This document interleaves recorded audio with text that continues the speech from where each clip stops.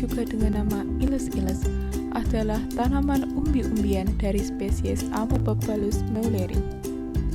Habitat asli porang merupakan tanaman yang toleran terhadap naungan hingga 60% dan bisa tumbuh pada jenis tanah apapun di ketinggian 0 hingga 70 mdpl. Bahkan sifat tanaman ini memungkinkan untuk dibudidayakan di lahan hutan atau di bawah naungan tegakan tanaman lain di sekitarnya.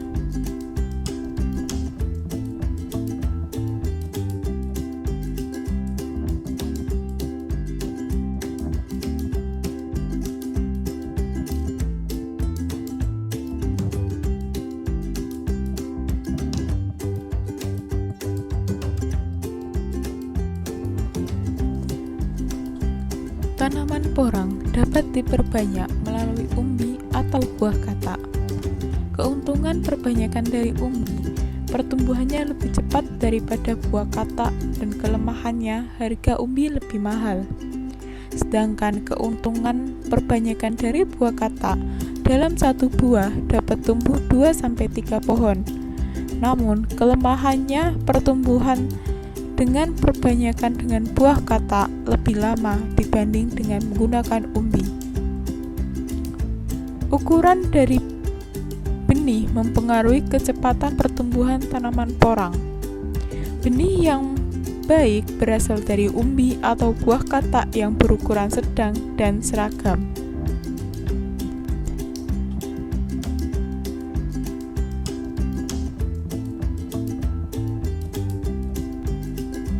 Tanaman porang dapat tumbuh dengan baik pada tanah yang gembur dengan pH 6-7, dengan kondisi tanah yang tidak becek dan terdapat naungan.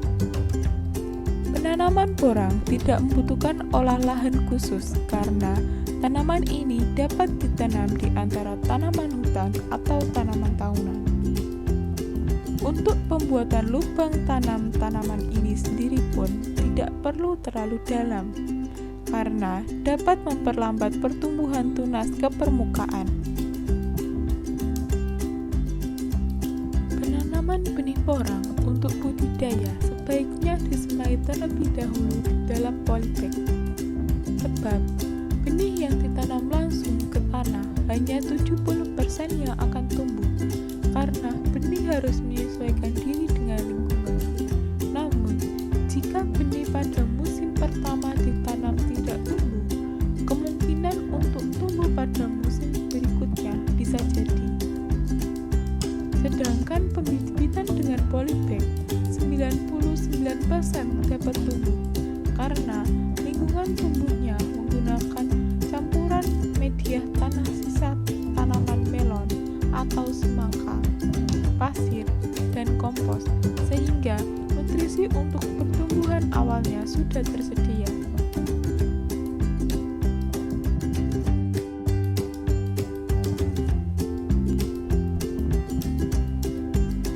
Sebelum memasuki musim tanam, umbi buah katak akan disimpan dalam gudang dengan cara diletakkan pada rak bertingkat. Kondisi gudang untuk penyimpanan calon benih porang harus kering, karena jika gudang dalam kondisi lembab dapat menyebabkan umbi dan buah katak menjadi busuk.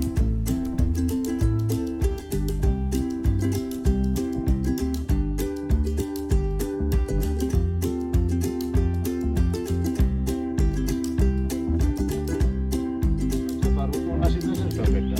Kalau tunasnya itu agak merah, itu sudah pasti porang.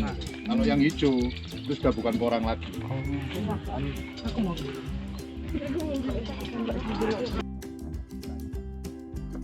Kalau porangnya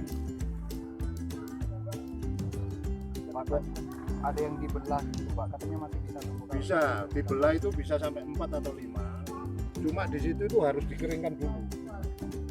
Nggak boleh langsung dimasukkan tanah. Jadi dikeringkan. Kalau kita biasanya itu pakai abu. Nah, jadi umpama kayak dari ukuran 1 kilo itu dijadikan 8, itu nanti yang bekas potongan ini dikasih abu. Ya, dikasih abu, dibiarkan agak kering, baru dimasukkan tanah. berapa hari gitu? Ya paling lama 2-3 hari. Kenapa kok pakai abu, Pak? Dia itu untuk berhenti untuk itu apa, kebusukan. Jangan sampai busuk. Oh, mencegah Ada kebusukan. Mencegah kebusukan. cairannya juga nggak? Iya ada. Oh, Nah, ya itu kadar manannya. Berarti kondisinya harus kering gitu, Pak? Ya kondisi kering, begitu masuk ke tanah, dia itu akan mengeluarkan tunas. Oh. Kalau belum kering, dia malah pembusukan di dalam tanah. Iya. Iya, paling gara-gara. Soalnya ini kan harus steril dari air. Porang itu cirinya jangan sampai tanah itu berair. Itu cirinya porang. Kalau tanah berair pasti dia pembusukan dalam tanah. Sama aja kalau kita itu pakai pupuk kandang sapi, otomatis dia kan terlalu subur. Jadi hewan-hewan yang di dalam itu lebih aktif, iya kan? Soalnya Nah, lembab. di situ nanti porangnya itu kayak dimakan rayap gitu, Oh, anunya. nggak Ya. bisa bersih. Gitu. Perbedaannya di situ. Tapi kalau kita pakai pupuk kandang kambing, dia malah pembesarannya lebih cepat. Nggak tahu, ada pH-nya mungkin lebih tinggi. Iya. Soalnya kalau yang sapi itu panas. Pak. Nah betul, Ya. betul. Jadi lembab ya di dalam ya. Iya. Iya. Panen itu agak kesulitan Pak. Iya terlalu sempit, jadi cangkul itu nggak pas.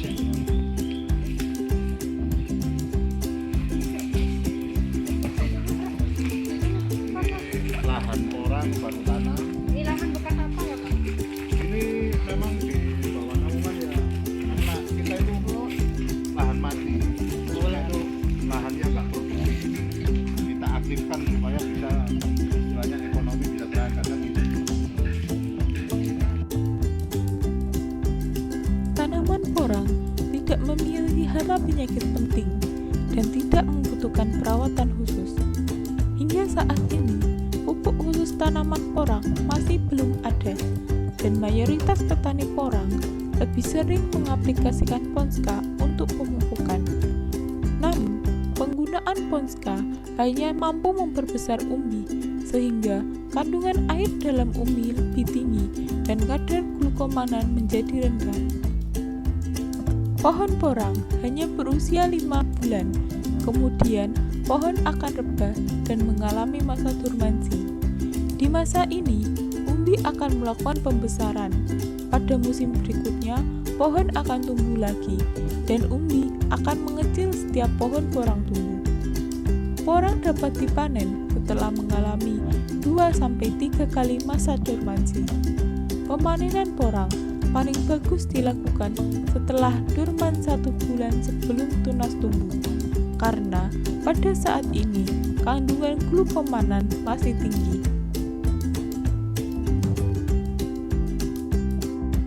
Kan lahan yang kosong, jadi kalau bisa itu kayak di bawah kopi atau di bawah-bawah pepaya, supaya penghasilan masyarakat atau petani setempat itu kan lebih maksimal kan gitu. Makanya kemarin saya itu berangkat invest ke Jember itu, pemikiran saya itu kan sejarah porang yang saya ambil. Sejarah porang itu kan di Indonesia itu sebenarnya terbesar itu kan nomor 1 itu Banyuwangi, nomor 2 itu Jember. Tapi kenapa tahun itu berjalan, Jember ini jadi penonton gitu loh sekarang itu. Tertinggal ya, Pak? Ya tertinggal. Karena apa? Keserakahan seseorang. Jadi orang-orang tertentu, suatu contoh mafia atau tengkulak, itu berusaha bibit-bibit yang dari Jember itu dikeluarkan.